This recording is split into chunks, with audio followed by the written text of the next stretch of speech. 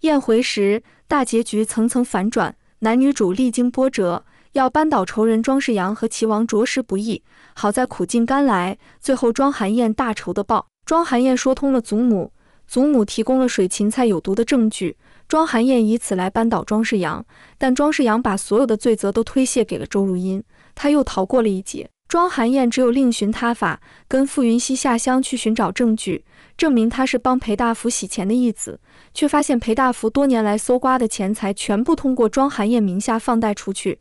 原来庄寒燕一出生就被设计当替死鬼，庄寒燕和傅云熙中了庄世阳与齐王的圈套，指控傅云熙是裴党义子，傅云熙入狱。庄寒燕又开始了寻证据救福，找到了傅云熙上线的遗孀，从他手中拿到绝笔信证明傅云熙是卧底。庄寒燕在之前就过的几个贵女的帮助下，面见了圣上，说出了真相。傅云熙得救后，将庄世阳和齐王勾结和盘托出，加上庄羽山出场指证，皇上让傅云熙去清剿庄世阳与齐王。齐王和庄世阳迅速被抓，但庄世阳为了活着坚决不认罪。此时傅云熙也毒发莫几日好活。庄寒燕要庄世阳写解药配方救傅云熙，偷走傅云熙腰牌放走庄世阳。庄世阳从牢里出来，却被庄寒燕锁进了人人都憎恶他的庄宅幽居。饿了几天的庄世阳出现幻觉，看到阮希文想他索命，而周如音恨他入骨，拿刀追杀，血刃仇人，对外放出庄世阳畏罪自杀。庄寒燕大仇得报，看似圆满，也有很多反转，但就是觉得缺了好多东西，剧情一点不连贯，感觉为了反转而反转。大结局当日，就有宴回时删减6集上了热搜，怪不得这部剧从阮希文死后就感觉剧情割裂，只有悬疑阴冷的感觉，但没逻辑。而且因为删减太多，前期出现的太多坑洞莫填。首先就是大姐庄雨晴的戏份，以及阿芝的身世线索。剧中未明确交代阿芝是否为男主傅云熙亲生女儿，仅通过台词模糊提及，而演员陪看环节透露阿芝时未收养设定，但正片未清晰呈现。饰演大姐的演员从头至尾都没一个正面照。有爆料称，剧本原设定包含真姐夫小姨子禁忌情节，未过审刻意弱化傅云熙与庄雨晴的情感线，如今处理的模糊，观众还是知道庄家3个女儿都爱上了傅云熙啊，以至于傅云熙大家都不喊官配，而是姐夫。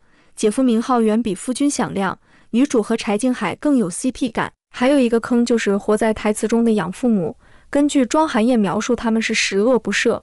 庄寒燕在欺压虐打中长大，但庄寒燕回到京城后，却是学富五车、聪明伶俐的模样，比京城富养出来的贵女还更像官家小姐。本以为后期会交代庄寒燕为何这么厉害，结果始终没交代，养父母是否是坏人也没再讲清楚。有人路透拍到养父母跟庄寒燕非常和谐的画面，所以设定养父母可能不是恶毒的，但如今这样的呈现，只能理解有删减，导致庄寒燕聪慧又知书达理的人设立不住。还有网友扒出来，从头到尾没有出现的皇帝，但片尾有名字，演皇帝的演员还发文宣传过，但剧中一剪没。网友推测，被删的6集可能涉及宫斗剧情线，包含年轻皇帝，最后几集的权谋戏都是口述，压根就没有皇宫内的场景，导致权谋线看起来儿戏。剧集采用短句式快节奏吸引观众，但过度追求高能反转，导致长线叙事失衡。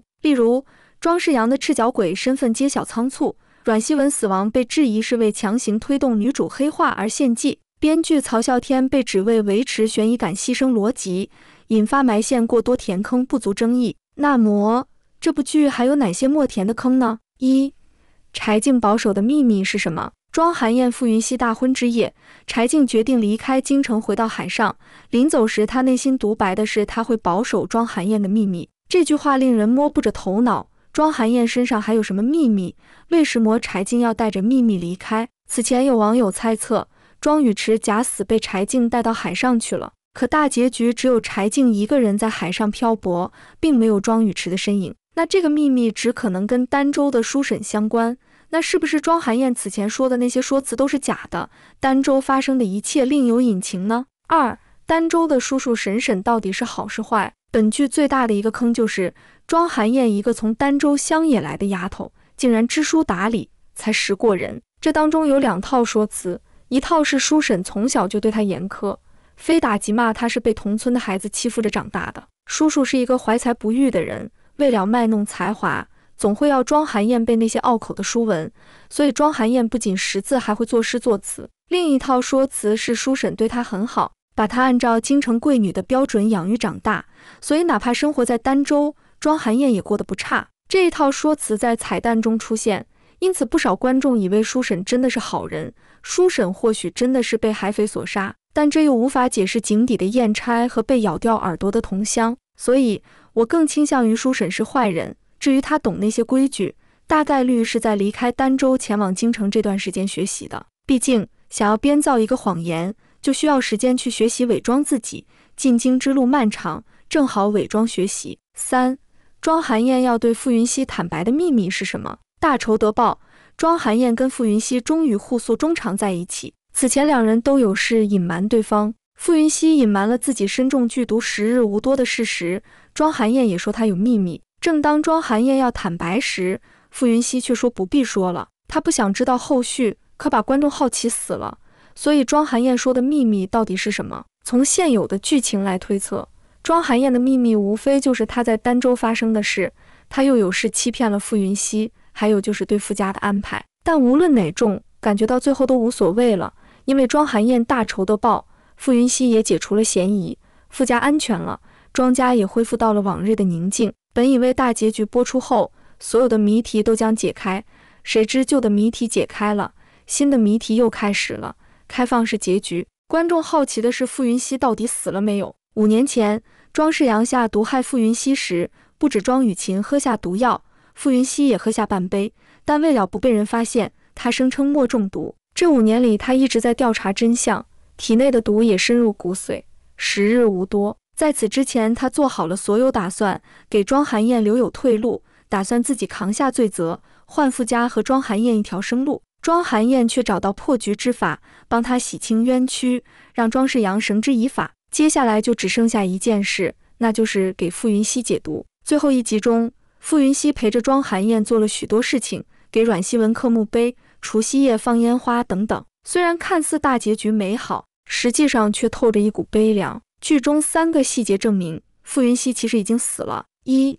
庄世阳不可能真的给解药，庄寒燕软禁庄世阳只有一个目的，那就是拿到解药救傅云熙，因此庄世阳很清楚，一旦解药给出去了，那他必死无疑。算计了一辈子的庄世阳，难道不明白这个道理吗？他虽然叫庄寒燕以傅云熙的性命发毒誓，但他怎么可能会信毒誓？他发过的誓难道还少？所以他给庄寒燕的药方极有可能是假的，其目的就是为了拖延时间，给自己找逃跑的机会。药可能有点作用，但绝对不会痊愈，因为这样他才不担心庄寒燕杀他。2. 傅云熙中毒太深，毒已不可解，拿到毒药配方后，庄寒燕就请了谭太医来医治。当时太医说的话就比较模糊，意思是中毒已深，可能不能解毒。当初庄世阳下的毒可是献血封喉，庄雨琴不过喝了1杯酒就死了，傅云熙喝了半杯就吐了血，可见毒有多厉害。他能活5年，这简直就是医学奇迹。哪怕真的研制出料解药，能不能熬到那时候还说不好。所以傅云熙10有8九是熬不到那个时候了。3.